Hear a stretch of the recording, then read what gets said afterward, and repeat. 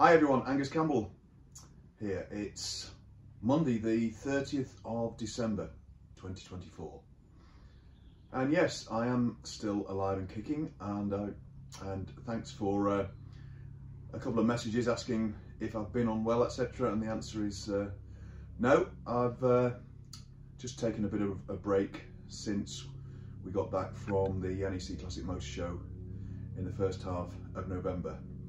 It's been pretty cold. The garage is stuffed full of bikes, as you can see, but I decided to take a little bit of a break while I was liaising with Greg over the future of the Silver Jubilee Bonneville behind me. Now, I have been putting together a few clips of it. I actually started on the 24th of November, just on the final bits and pieces to tidy the bike up before we call it complete, and I'll put those clips together now in this video so we can finish it off effectively for year end. And although Greg is making inquiries about getting the bike exported to him in New Zealand now, then for the right money apparently it might be up for sale. So you all know the history of this bike now from the last 2 years, etc., that I've been working on it, what we've done to it. If there are any of you interested, I know the market's not right, well, it is for buyers, and the timing isn't right, but if anybody's interested, drop me a note on the channel email and I'll forward that over to Greg and you can liaise with him. But in the meantime, as I say, here's a few clips of a few jobs I have done over the last few weeks on the Bonnie to effectively finish it off, and we'll call it complete. Or so since we were at the NEC Classic Motor Show.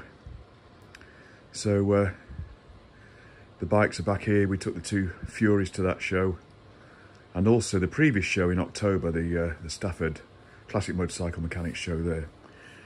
So now we're in the sort of late autumn winter break, but we will be out again show wise at the April Stafford show next year, when I've been asked to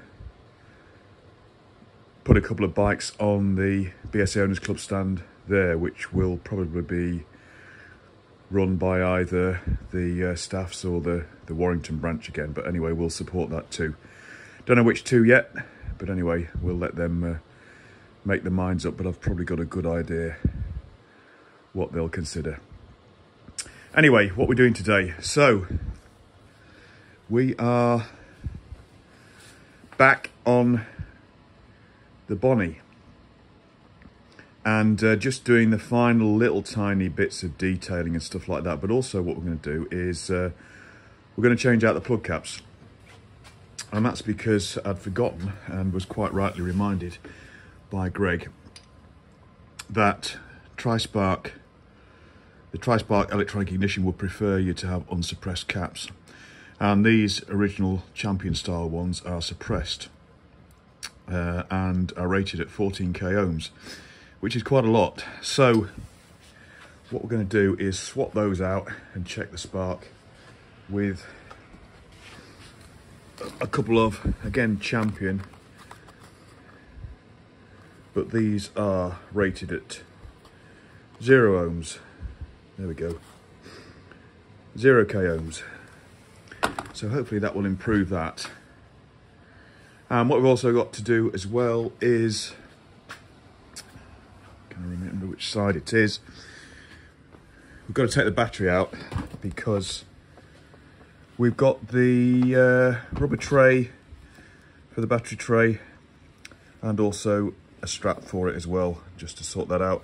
And then we've got a couple of stickers to put on for the detailing side of it. One to go under the seat, which I'll show you later, and the ones to go on top of the headlight, just to indicate off on the off on switch, and also the warning lights as well.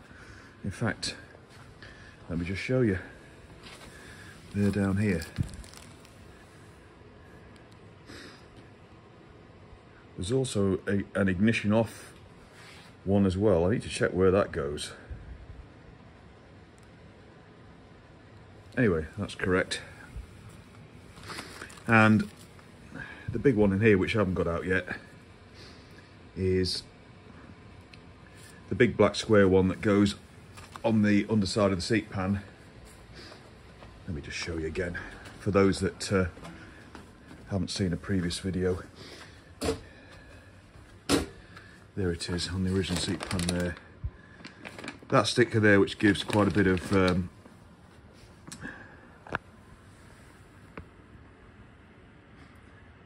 technical information, including fluids, fluid levels, capacities, etc. Pretty useful actually, to be honest. So basically a subset of the technical specs in the handbook, ready to hand under the seat. So we've got one of those too. Right. The hum in the background is the heater's on because it's very cold today, but it's just taking the chill off in the garage, so that's good. So let's get on and replace those plug caps. I think the battery should still be okay. Yeah, we're all right. Change those plug caps out and then we'll see what a sort of spark we get then, because we are getting spark at the moment, and it did fire up, the bike did, but spark just looked a little bit weaker, so hopefully this will improve it.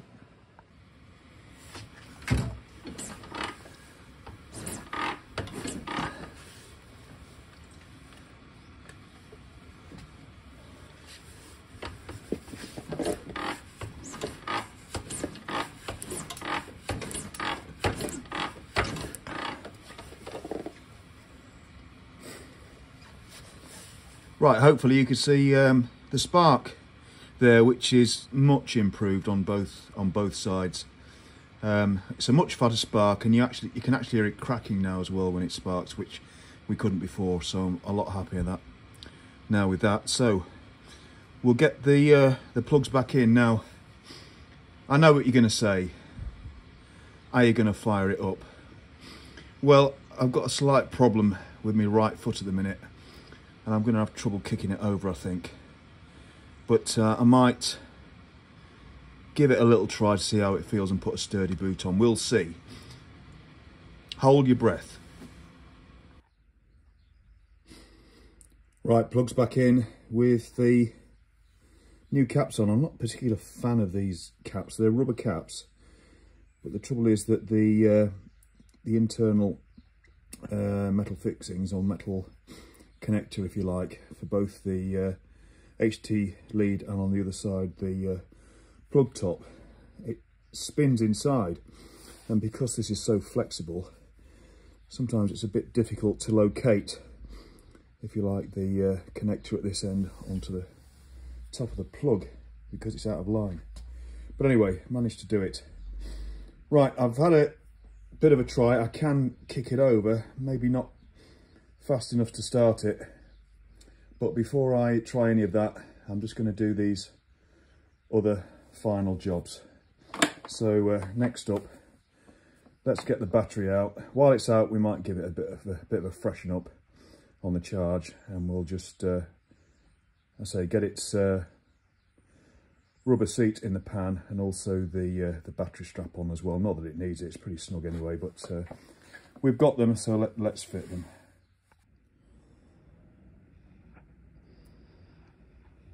Okay, job's a good one. Battery out, got the rubber mat in at the bottom, fits a treat, hurrah, for a pattern part, and got the securing strap wound in down there with the little buckle on, so we can get the battery back in, strap it down, adjust the strap, strap it down, and reconnect the terminals. And then we'll get on to the stickers on the headlight and the underside of the seat. Should be easy enough. Famous last words. There we go, that's better. That battery is going nowhere. Nice and tight. Adjustable if need be. Fine. Right. Stickers. So, first is there are a couple of stickers that go on the headlight, I believe, there and there, but we've got the original old pitted headlight, which shows the position of them, even though they've been worn away. So that's easy enough. So above, if you like, the electrical items that they refer to, either the lights above or the switch below. So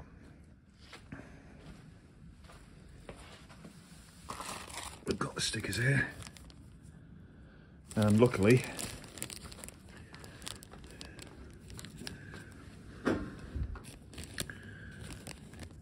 we've got the warning lights in the correct sequence. Oil on the left, indicators centre, IBM on the right. So that sits above there on there. So we'll give this a bit of a degrease and a polish, and then we'll apply the stickers. The part one here is obviously for this switch. As I say, the ignition off one, I've a feeling that's possibly for the later variants of the T140, where they've got the warning lights and switch in a central console between the clocks. I don't think that ignition off one was stuck to the side here, because it's a bit vague, unless it was stuck on there. But anyway, if anybody knows, let me know and we can put it on. Right, let's get those on now and I'll bring you back.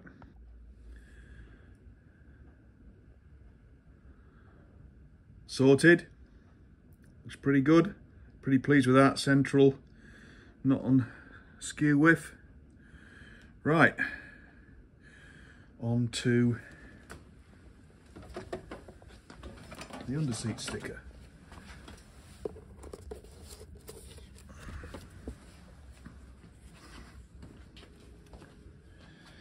Now, as the seat lifts this side, like so, then it makes sense that it goes that way up. So I'll just get its position from the old seat and we'll stick that on there, but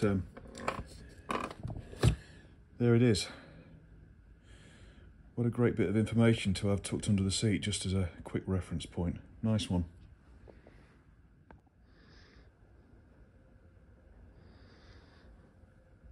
And one seat sticker in. Right. Now, I thought that was it. Finally. However, I've just noticed something else while I was over here, which is good job I did. Right. Let's get the footrest out of the way.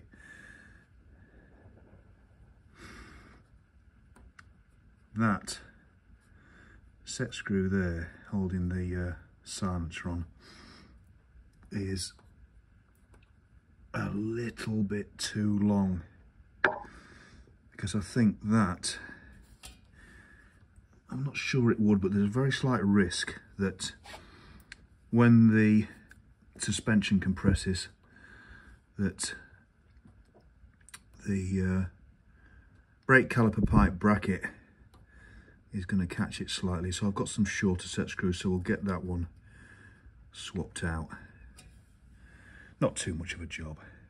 Right, let's do that now. I'm going to have to take the whole silencer off, but that's easy enough, just those two, and the front clamp, dead easy-ish.